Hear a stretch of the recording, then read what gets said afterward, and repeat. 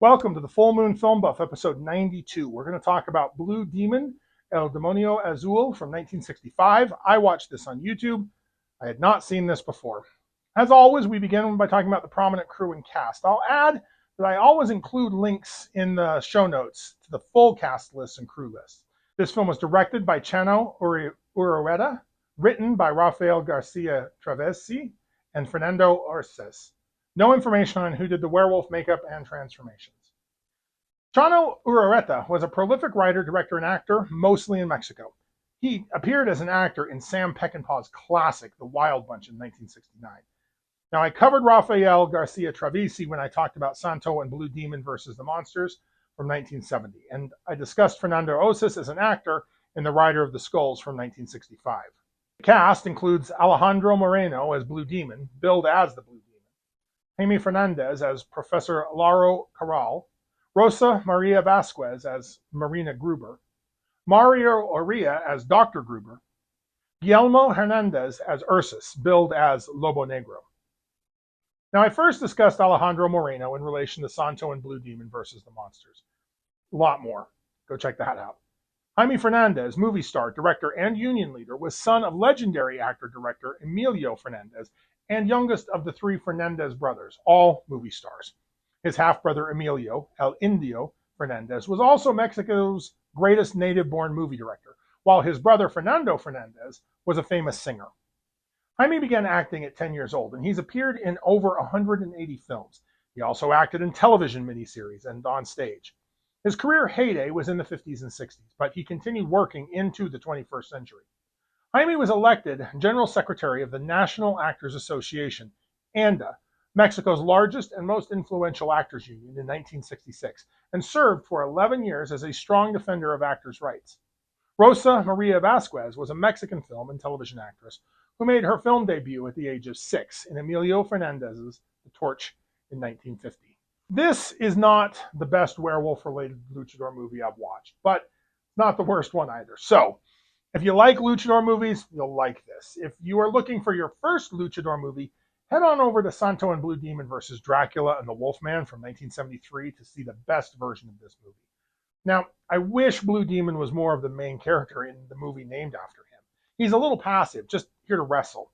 He reportedly explained later in interviews that he was very inexperienced at acting at this point, and he did not understand how movies were made, and he made what he considers to be some mistakes in his performance.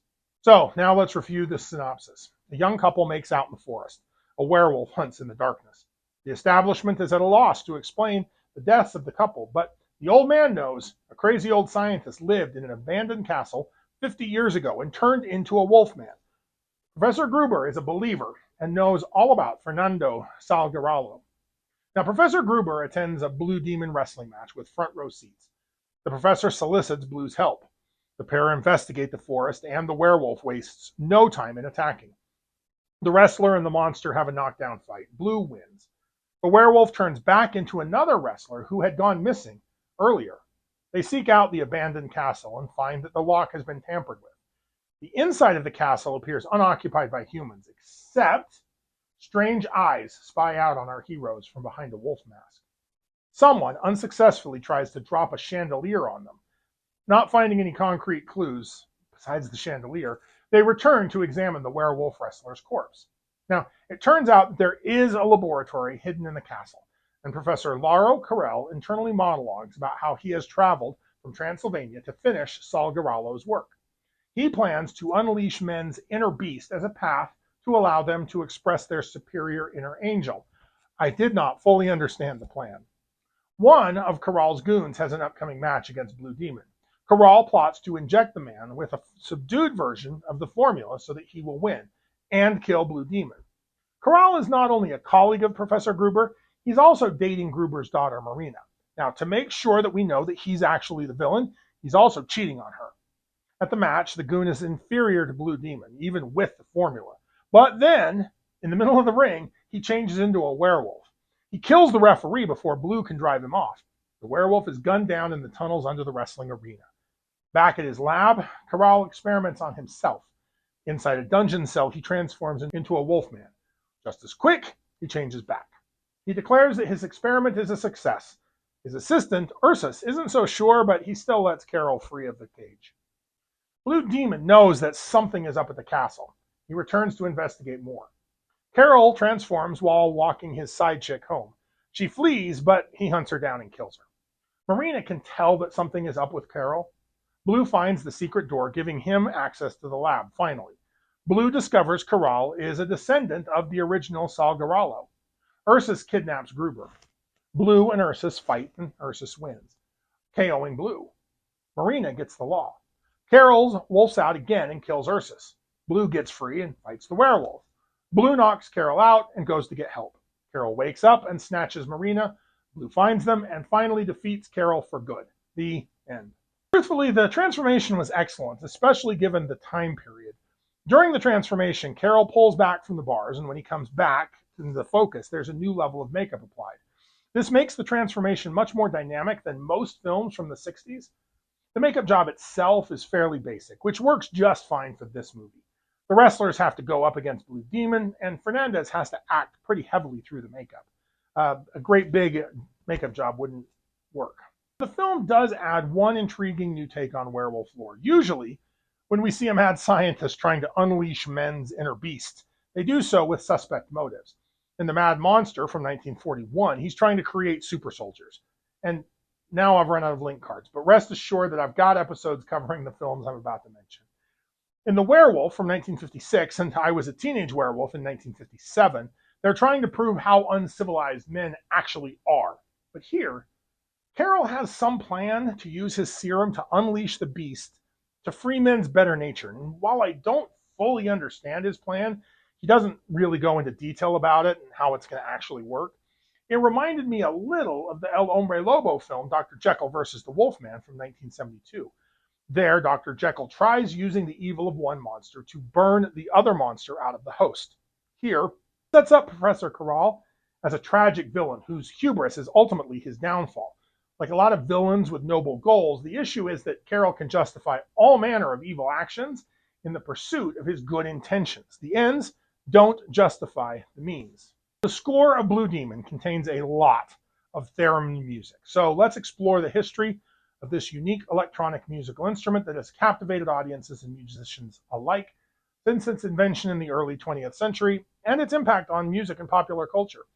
The theremin was invented by Russian physicist Lev Sergeyevich Theremin, known in the West as Leon Theremin, in 1920. Theremin was working on proximity sensors for the Soviet government when he noticed that audio oscillators changed pitch when he moved his hands near them. This serendipitous discovery led him to develop the first theremin. The instrument consists of two metal antennas creating an electromagnetic field. One antenna controls pitch, while the other controls volume. The player moves their hands in the air near the antenna to produce sound, without ever actually touching the instrument itself. This unique method of playing gives the theremin its characteristic eerie, otherworldly sound.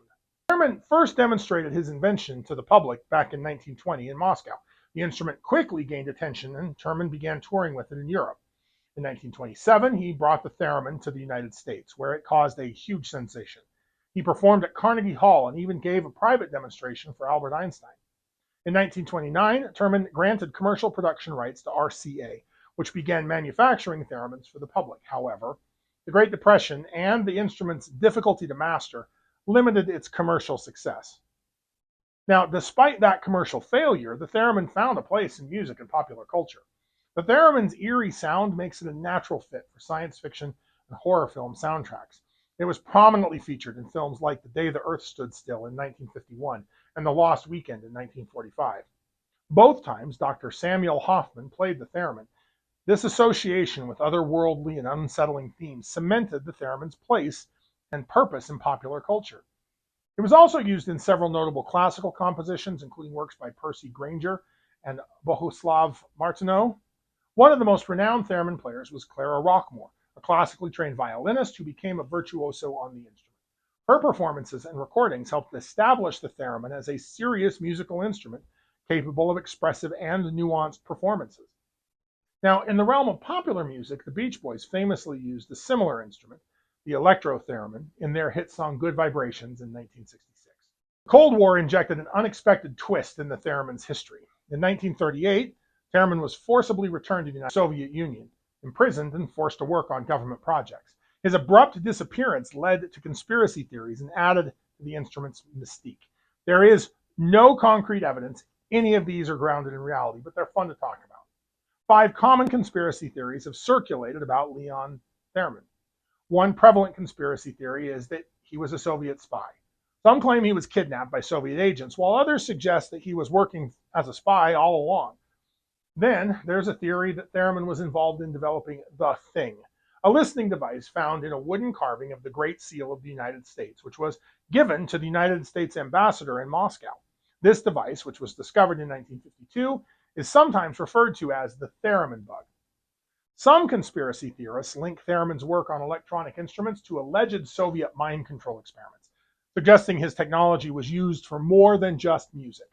Now, getting even weirder, there is a fringe theory suggesting that Theremin's invention was based on reverse-engineered alien technology. Finally, the most extreme theory proposes that Theremin is a time traveler from the future, bringing advanced electronic knowledge to the past. Not sure that's the best use for time travel. Give us a weird instrument, but some people. In the latter half of the 20th century, interest in the theremin waned, but it experienced a revival in the 90s. The documentary Theremin, an Electronic Odyssey from 1993, tells the story of Leon Theremin and his invention. Modern versions of the instrument, including MIDI-compatible theremins, make it more accessible to a new generation of musicians. The theremin's journey from a Soviet laboratory to the world stage serves as a testament to human ingenuity and to the power of serendipity in scientific discovery. So, if you like lycanthropes, like, share, and subscribe. Contribute your thoughts and additional observations in the comments below. Let me know what I missed or what you noticed. Next, I plan on discussing Night Shadow from 1989. Keep your eye on the moon, a silver bullet in the chamber, and we'll see you back here next episode.